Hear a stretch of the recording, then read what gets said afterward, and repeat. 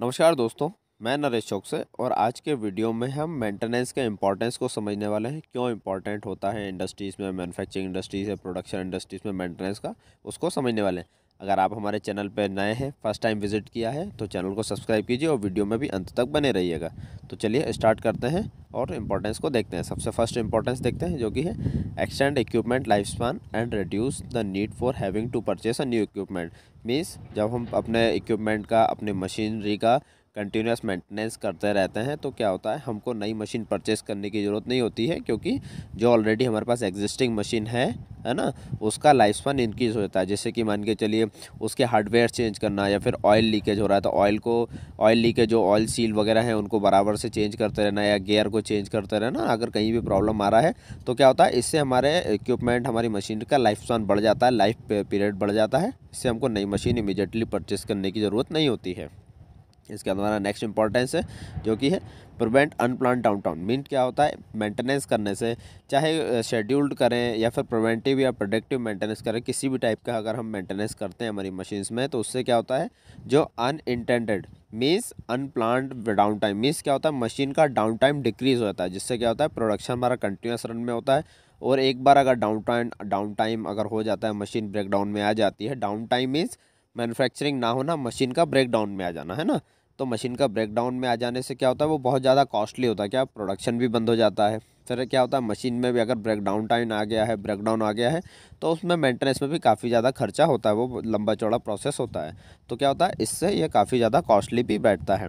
इसके बाद next importance है avoid the need for expensive repairs due to negligence. कई बार क्या होता है, हम लोग डिनाई कर देते हैं, मतलब नेग्लिजिबल समझ लेते हैं कि यार ये छोटा सा, जैसे मान के चलिए कोई नॉइस, मशीन बहुत ज़्यादा नॉइस करे तो क्या हम उसको नेग्लेज कर देते हैं ना, कि चलो यार छोड़ो, थोड़ा सा ही नॉइस कर रहे हैं, उसको छोड़ो, अगली बार में देख लेंगे। क्या होता है, लेकिन कई बार यही नॉइस एकदम से बढ़ जाता है और मशीन को, मतलब उसमें इतना ज़्यादा डैमेज करता है कि वो बहुत ज़्यादा एक्सपेंसिव हो जाता है उसका रिपेयर करना, या फिर कई बार हमको मशीन ही चेंज करनी पड़ती है। तो क्या होता है कि नेग्लिजेंस में हमको कोई भी चीज़ छोड़नी नहीं होती है ना। हमेशा जो भी छोटी सी भी प्रॉब्लम आ रही है मेंटेनेंस में, तो हम उसको इमीडिएटली रेक्टिफाई करना होता है।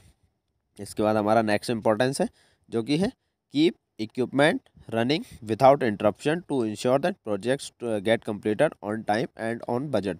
मीन्स जो हमारे, हम जब मशीनरी का, इक्विपमेंट का कंटिन्यूस मेंटेनेंस करते रहते हैं, तो इससे क्या होता है, मशीन का डाउन टाइम, ब्रेकडाउन कम होता है। इससे क्या होता है, जो भी हम पार्ट मैन्युफैक्चर कर रहे हैं वो ऑन टाइम में होता है और विद इन अ बजट होता है। अगर मशीन ब्रेकडाउन में आ जाती है तो उसका मेंटेनेंस का कॉस्ट एडिशनल लगेगा, या फिर हमको नई मशीन परचेस करनी तो वो कॉस्ट एडिशनल लगता है, जो कि मेंटेनेंस करने से नहीं लगता, और हमारा प्रोजेक्ट भी या जो भी हम पार्ट मैन्युफैक्चर कर रहे हैं वो ऑन टाइम मैन्युफैक्चरिंग में आता है ना। इसके बाद आता है ensure that system are working efficiently to reduce energy consumption. कई बार क्या होता है कि मशीन जब एबनॉर्मल कंडीशन में चलती है तो वो क्या, पावर भी ज़्यादा कंज्यूम करती है ना, कंजम्पशन ज़्यादा करती है ना। कई बार स्मोक ज़्यादा रिलीज़ करती है, हो सकता है कोई प्रेशर वेसल है या बॉयलर है तो वो कॉल का ज़्यादा कंजम्पशन कर रहा है ना, उससे उसके इक्विवेलेंट में कम एनर्जी रिलीज़ कर रहा है। तो ये सारी चीज़ों से क्या, ऑपरेटिंग कॉस्ट भी बढ़ जाती है, अगर हमारा इक्विपमेंट जो है वो एफिशिएंट काम नहीं कर रहा है, उसका मेंटेनेंस हम लोग नहीं कर रहे हैं तो ये भी एक इम्पॉर्टेंस होता है। Increase the release value of the equipment with a increase the resale value of the equipment with a proper service record. Means अगर हमारे पास मेंटेनेंस का प्रॉपर सर्विस रिकॉर्ड रहता है ना, तो हमारी मशीन का रीसेल वैल्यू भी हमको ज़्यादा मिलता है। अगर हमको मशीन वो बेच के एडवांस कोई मशीन लेनी होती है तो उसमें भी हमको रीसेल वैल्यू भी उसकी ज़्यादा मिलती है। इसके बाद आता है increase equity and borrowing power by upkeeping the value of your assets.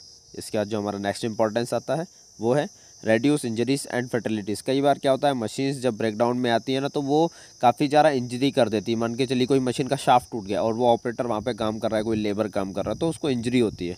तो इससे क्या होता है, कंटिन्यूस मेंटेनेंस करने से इंजरीज भी रिड्यूस होती है, फर्टिलिटीज़ भी डिक्रीज़ होती है, और कंपनी में जो होता है ना, वो सेटिस्फाइड और हैप्पी इन्वायरमेंट में सब लोग काम करते रहते हैं।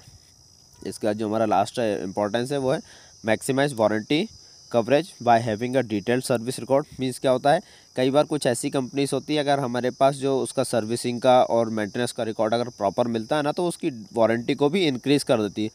कुछ नॉमिनल चार्जेस में वो अपनी वारंटी को इंक्रीज़ कर देती है to demonstrate that maintenance is up to date. अगर हमारा मेंटेनेंस अप टू डेट रहा है मशीन का, तो वारंटी को भी इंक्रीज़ कर देती है। तो ये भी हमारा एक बेनिफिट हो जाता है अगर हम मेंटेनेंस को सही टाइम पे और ऑन रिकॉर्ड करते हैं तो।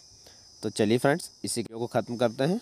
हाँ, हमने काफ़ी सारे इंपॉर्टेंस देखे हैं अभी। इसके साथ हमने काफ़ी सारे वीडियोस बनाए हैं फैब्रिकेशन, मैन्युफैक्चरिंग, सप्लाई चेन पे। आप चैनल पे जाके देख सकते हैं।